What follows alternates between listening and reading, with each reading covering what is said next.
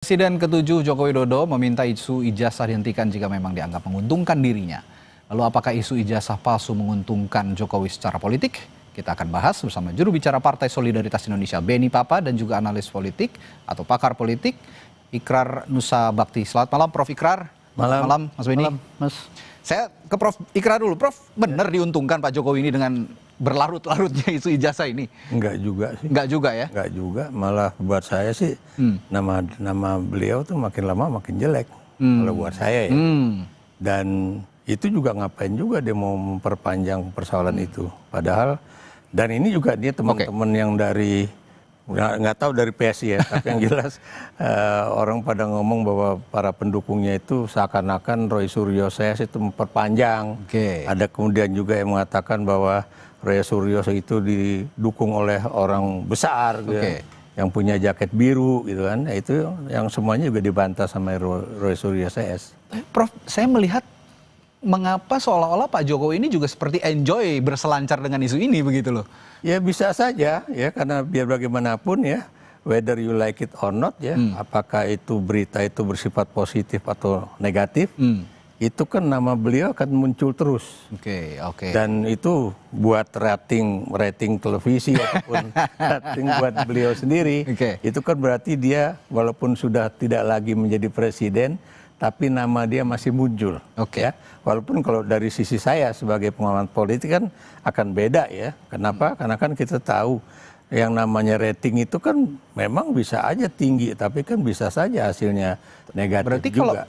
Kalau gitu in terms of diuntungkan atau tidak dan berada di permukaan terus dan being trend gitu ya, trending di berbagai media, itu artinya diuntungkan dong, Bro? Ya, paling tidak ya, nama dia muncul terus. Ya. Ini begini loh, Anda tahu ya, kenapa misalnya kayak kasus dulu Anies Baswedan dan sebagainya ya, kalau udah tidak lagi menjabat, kan, kemudian dia mau ngapain, dan kemudian kan dia akan sulit untuk kemudian mendapatkan suatu pemberitaan televisi, kan begitu.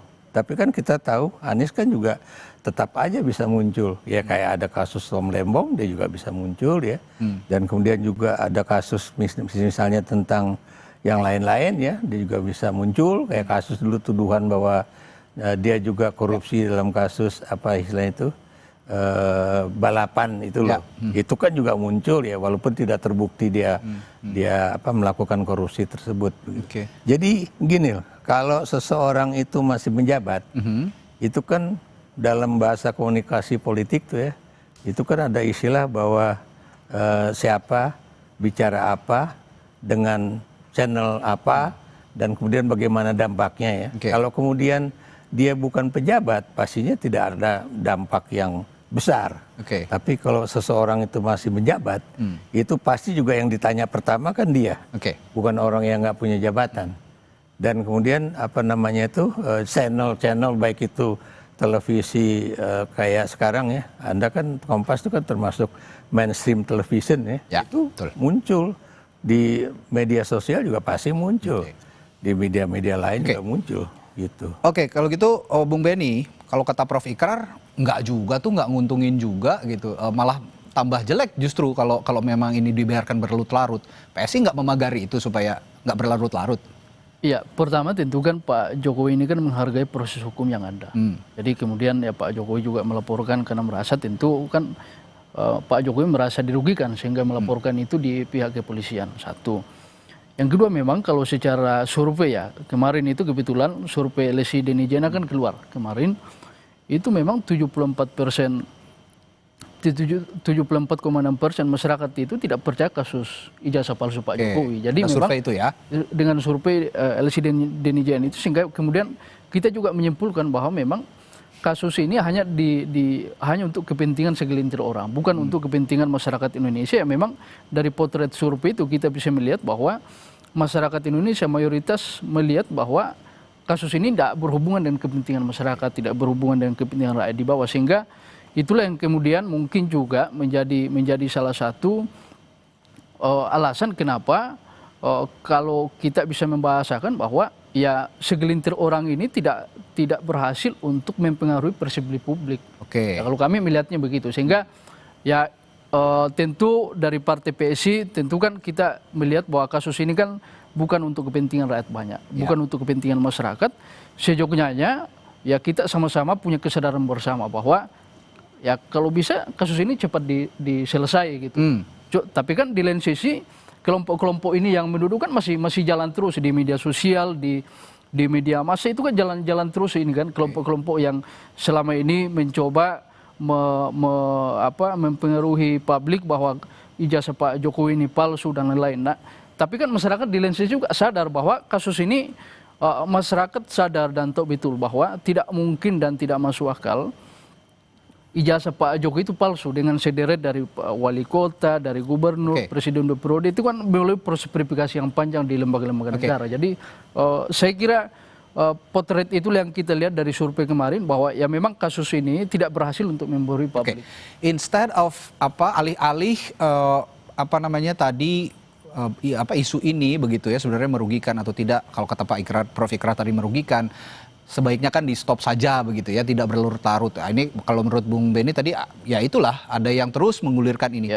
Tapi ya itu tadi saya sama pertanyaan dengan ke Prof Ikrar. Pak Jokowi sendiri dengan dalam tanda kutip ya geng solonya itu juga reaksioner sekali, dan seolah-olah merespon itu dengan sangat-sangat reaktif. Ya ini kan yang tadi dibilang Prof Ikrar jadi trending at the surface, tetap ada di permukaan begitu. Seolah-olah ini jadinya by design gitu. Apa komentar Anda soalnya? Saya kira tidak ya, karena Pak Jokowi memang sejak awal kami beberapa kali juga ketemu Pak Jokowi ya. Memang kasus ini menjadi atensi khusus beliau. Jadi kan kasus ijazah palsu ini kan kalau kita lihat ini kan secara terang benderang ini salah satu upaya untuk mendiskreditkan kewibawaan Pak Jokowi. Sebagai pribadi Pak Jokowi maupun sebagai mantan presiden. Bayangkan seorang mantan presiden 2 periode, mantan gubernur, mantan wali kota, kemudian di akhir tidak ada alasan, tidak ada fakta, kemudian orang bebas menuduh bahwa ijazahnya palsu. Ini kan menurunkan kredibilitas nama beliau. Jadi saya kira itu yang kemudian jadi atensi dari Pak Jokowi. Tapi kalau misalnya kemarin respon Pak Jokowi, saya kira kan itu kan dikembalikan kepada publik. Tapi sekali lagi bahwa Pak Jokowi dalam posisi ini adalah salah satu pihak yang dirugikan. Dalam konteks ini, Prof, subjek yang terzolimi itu kan Pak Jokowi dalam hal ini. Tapi menurut Prof, Pak Jokowi playing victim nggak sih? Iya. Begitu. Gini, saya ingin menjelaskan ya. Kalau Denny JA itu membuat survei, kemudian menyatakan 72% orang nggak percaya gitu ya. Gitu ya. Tapi kan Anda tahu, sekarang kan teman-teman yang melakukan survei atas dasar dari media sosial mereka, ya, itu kan bisa kita lihat juga ya. Siapa yang percaya, siapa yang tidak itu kan besar sekali. Misalnya apakah Anda percaya bahwa Jokowi itu berkata benar, pasti lebih banyak yang nggak percaya gitu. Atau kemudian kalau kita lihat dari hasil surveinya siapa namanya nih, teman saya dari Indikator Politik Indonesia ya. Burhanuddin Mutadi. Burhanuddin kan juga mengatakan Prof Burhan, terjadi suatu penurunan yang signifikan dari kasus ijazah palsu Jokowi ini ya. Memang tidak sedikit, memang nggak terlalu drastis ya, tapi kalau buat dari pendekatan survei itu sangat signifikan. Itu satu ya. Kedua ya, kalau tadi Anda katakan ya bahwa kemudian itu tadi saya bilang Roy Suryo CS atau kemudian ada orang besar ya dengan jaket biru mendanai dan sebagainya ya. Pertanyaan saya, siapa yang kemudian menerus-teruskan kasus ijazah palsu? Buat saya Pak Jokowi sendiri. Ya, itu maksudnya. Ya, saya beri contoh ya. Kalau beliau tidak melaporkan kasus ini ke Polda Metro Jaya, tidak akan ada kasus ini berlarut-larut. Itu satu. Kalau kemudian dia juga duduk manis aja di rumah di Solo, dan kemudian seperti yang juga beliau ungkapkan kepada ibu-ibu yang menjadi jurnalis itu kan dia ngeliatin gini, nah liatin aja. Ini loh ijazah asli saya, dan kemudian tinggal kemudian kita melihat itu benar asli atau ada yang lain. Kalau dia ngeliatin begini, selesai itu. Dari dulu saya bilang selesai, nggak mungkin nggak. Tapi karena beliau kemudian melaporkan teman-teman ke Polda Metro Jaya. Polda Metro Jaya, udah gitu dari Polda Metro Jaya masuk ke Polresta di Solo, Di Surakarta. Solo ya. Itu kan orang jadi bertanya-tanya loh, kok dia ngadunya ke Jakarta, kemudian Dia diperiksanya di Solo sana. ya. Dan itu teman polisi sendiri loh yang bilang Ya. ya. Dia menyerahkan satu ijazah, kemudian melaporkan kasus bahwa ada Ya. pencemaran nama baik, tapi Ditambah, Prof. yang Ya. diberikan itu fotokopi. Ditambah mungkin Prof, sampai saat ini kan sudah tahap penyidikan di Polda Metro Jaya. Belum ada juga tersangkanya. Betul. Ini juga seolah-olah ya kita tidak tahu ya apa yang ya, kita hormati institusi kepolisian melakukan penyidikan. Tapi biasanya kan proses penyidikan itu sudah ada tersangka dan sampai detik ini belum ada. Dan itu menurut saya mungkin yang sekarang menjadi berlarut-larut. Nah, saya balik ke Bung Benny. Tadi kalau dikatakan Prof Ikrar, kalau Pak Jokowi rileks saja, diam saja di rumah, tidak terlalu reaksioner, mungkin ini sudah selesai, tidak melaporkan. Ditambah lagi Pak Jokowi bilang ada orang besar yang mengorkestrasi semua ini. Itu kan respons yang yang muncul ketika ingin isu ini terus berada di permukaan. Bagaimana menurut Anda? Kalau kita runut ke belakang, Mas, Pak Jokowi itu kan mencoba menahan diri. Saya kira kalau kita flashback ke belakang, itu kan panjang tuh. Oke. Lama Pak Jokowi berdiam diri, tapi kan Pak Jokowi ketika diserang terus-menerus, kredibilitas pribadinya diserang sebagai pribadi dan mantan presiden, tentu kan tidak ada salahnya Pak Jokowi untuk membawa ini kerana hukum. Karena bagaimanapun juga negara kita negara hukum, kita butuh kepastian hukum ini untuk dalam terkait dengan kasus jasa Pak Jokowi. Jadi saya kira langkah Pak Jokowi itu adalah merespon sebenarnya, karena Pak Jokowi sejak awal dia kan tidak pernah merespon. Di akhir-akhir baru dia merespon dengan melaporkan ke Polda Metro Jaya. Dan saya kira itu adalah pilihan tepat yang dilakukan oleh Pak Jokowi, karena bagaimanapun juga Pak Jokowi kan tidak serta-merta menjawab, memperlihatkan ijazah. Dan itu kan kalau Prof Ikrar tadi menyampaikan itu menyelesaikan persoalan, saya kira justru itu tidak akan menyelesaikan persoalan, Prof. Karena kita tahulah teman-teman ini ya yang kemudian mempersoalkan ijazah Pak Jokowi, itu kan memang targetnya bukan soal itu, Mas. Ketika Pak Jokowi memperlihatkan ijazahnya, itu kan tidak ada jaminan bahwa kasus ini mereka akan selesai untuk mempertanyakan ijazah Pak Jokowi. Dan sikap Pak Jokowi, langkah Pak Jokowi membawa kerana hukum sebenarnya ini untuk memagari sebenarnya, supaya ada norma-norma hukum, ada jalur-jalur hukum yang dilewati supaya kasus ini bisa terarah. Baik, gitu. Bung Benny, saya sepakat bahwa dibawa kerana hukum, diproses saja secara hukum gitu ya. Tapi menurut saya publik bereaksi dan menganggap Pak Jokowi ini memanjangkan isu ini ketika ada pernyataan beliau muncul soal orang besar di balik ini semua. Nah itu yang harus sebenarnya dijawab. Mengapa harus ada statement itu begitu? Saya kira ini kan berarti Pak, masuknya ke ranah politik jadinya. Betul. Tapi memang sejak awal ini kan politik, Mas. Kalau kita lihat ini kawan-kawan yang melaporkan Pak Jokowi, ini kan kita bisa lihat track record-nya juga. Teman-teman yang memang selama ini berbeda pandangan politik dengan Pak Jokowi, memang tidak, mereka yang selama pemerintahan Pak Jokowi tidak pernah di barisan yang sama, yang selalu menempatkan diri sebagai oposisi dari pemerintahan Pak Jokowi, itu kan juga tidak bisa dinafikan dan itu fakta. Yang kedua, ya ini adalah bagian dari respon Pak Jokowi terkait itu. Jadi saya pikir jangan juga kita kemudian menyalahkan Pak Jokowi gara-gara melaporkan ini, karena memang ini sejak awal adalah satu desain politik ya, bahwa kemudian Pak Jokowi menyampaikan di belakang ini ada orang lain, ada satu orang besar. Ya Pak Jokowi sebagai seorang politisi ulung ini, Mas. Salah seorang politisi ulung yang dalam kompetisinya belum pernah kalah, mantan presiden. Tentu kan Pak Jokowi punya informasi-informasi yang kredibel. Tapi kan Pak Jokowi tidak menuduh. Baik, ya kan? Benny, baik, berhenti di situ. Saya tertarik politisi ulung ini, Prof. Kalau begitu, apakah ulungnya Pak Jokowi ini, dengan isu ijazah ini yang berlarut-larut, juga menandakan bahwa Pak Jokowi ini kan sudah tidak menjabat. Lalu sepertinya publik juga mempersepsikan sudah mulai menjauh dengan kekuasaan begitu ya, dengan presiden saat ini. Nah, dengan ulungnya Pak Jokowi, apakah itu justru yang dimainkan untuk keuntungan beliau?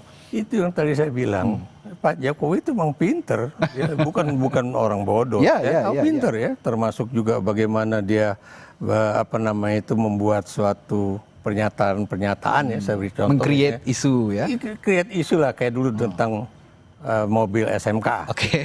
Ini contoh aja ya. Kemudian juga kalau dia mau masuk Jakarta, dia bilang, wah ini kalau saya jadi gubernur nanti pokoknya banjir Jakarta beres. Gitu. Begitu jadi gubernur, kayaknya nggak selesai, kayaknya saya mesti jadi presiden. Begitu jadi presiden, coba banjir Jakarta selesai nggak? Nggak, ini contoh aja ya. Dan kemudian ya, Anda tahu ya, persoalan ijazah palsu itu, ya, itu bukan tadinya kaitannya tidak dengan persoalan ijazah UGM loh. SMA, ya. Yang menulis siapa? Bambang Trimulyono, yang sekarang masih ditahan itu. Ya. Dia menulis tentang apa? Jokowi undercover. Dan kemudian buku yang kemudian membongkar bagaimana seseorang itu bisa menghilangkan jati dirinya, ya. Itulah awal dari munculnya kasus ini, ya. Dan kemudian tiba-tiba Jokowi muncul kan di pertemuan dengan teman-teman di UGM kan, bilang ini nih dulu pembimbing saya Pak Kasmujo, Anda masih ingat ya? Itu 2017. Ini Pak Kasmujo, ini pembimbing skripsi saya bolak-balik, galak banget orangnya, tapi gara-gara beliau akhirnya skripsi saya selesai. Ada isu tentang itu habis itu? Enggak, Bung, ya, tidak ada. Sampai kemudian kasus ini muncul kembali pada tahun berapa? 2022. Ya kan? Dan kemudian akhirnya Pak Kasmujo merasa, wah ini bahaya nih. Kenapa? Karena ini pasti saya yang kena kasus hukum. Makanya dia bilang, saya bukan pembimbing skripsi Joko Widodo. Saya waktu itu masih 3B. Dan itu masih pangkat rendah. Kalau gitu pertanyaan terakhir saya buat Bung Benny nih. Untung atau tidaknya, kan malam hari ini konteksnya untung atau tidak ya, isu ini dalam konteks politik untuk Pak Jokowi. Kalau begitu, untung atau tidaknya tergantung keulungan Pak Jokowi mengelola isu, benar tidak? Begitu. Bukan di situ takarannya. Anda yang mengatakan tadi politisi ulung Pak Jokowi itu. Pak Jokowi politisi ulung. Selama ini kan tidak berkompetisi, tidak pernah kalah, Mas. Tapi dalam konteks ini kan juga berbeda, Mas. Saya kira sejak awal, sekali lagi saya sampaikan bahwa sejak awal Pak Jokowi memang pada posisi yang memang dirugikan dengan kasus ini, maka beliau melaporkan. Tapi sekali lagi bahwa kita hormati prosedur hukum yang sedang berlaku, biarkan itu di kepolisian yang membuktikan itu. Ada prosedur kepolisian yang kita ini. Tapi sekali lagi kami ingin sampaikan dari Partai PSI bahwa ayolah kita ini satu isu yang memang tidak ada nampaknya untuk masyarakat. Beberapa survei dari indikator dari dari LSI DNIJA itu kan membuktikan bahwa masyarakat itu tidak percaya dengan kasus ini. Artinya kalau masyarakat tidak percaya, ya sebaiknya kasus ini tidak perlu diperbesar lagi, karena ya segelintir orang ini sudah berapa bulan mempengaruhi persepsi publik, masyarakat juga tetap tidak percaya karena masyarakat itu melihat bahwa Pak Jokowi ini pertama, Pak Jokowi melihat bahwa dari selama berkompetisi, verifikasi jasa ada. Yang kedua, yang paling penting adalah masyarakat itu, di pikiran masyarakat itu melihat bahwa Pak Jokowi ini punya track record kepemimpinan yang betul-betul masyarakat rasakan. Jadi kalau ada persoalan ijazah, masyarakat tidak melihat itu sebagai satu persoalan yang harus dilihat sebagai konsen masyarakat, karena masyarakat sudah tidak percaya dengan isu-isu yang dibangun oleh segelintir orang itu, karena orang juga masyarakat sudah tahu latar belakang kelompok ini. Kita juga sudah tahu, Mas, masyarakat sudah tahu. Ya, kedepannya sih kita semua berharap, publik tentu juga berharap isu ini juga tidak berlarut-larut, karena masih banyak permasalahan bangsa yang harus kita urusi begitu. Jadi tidak berkutat di masalah ijazah Pak Jokowi saja. Tapi ya itu tadi, untuk untuk tidak memperpanjang, perlu juga kejujuran dari masing-masing pihak, termasuk juga Pak Jokowi. Apa salahnya memang kalau memang ada tuntutan ijazah ini ditampilkan, ya silahkan gitu ya. Baik, terima kasih Prof. Ikrar sudah datang ke studio Kompas TV dan juga Bung Benny. Sampai ketemu lagi, selamat malam, sampai jumpa Pak.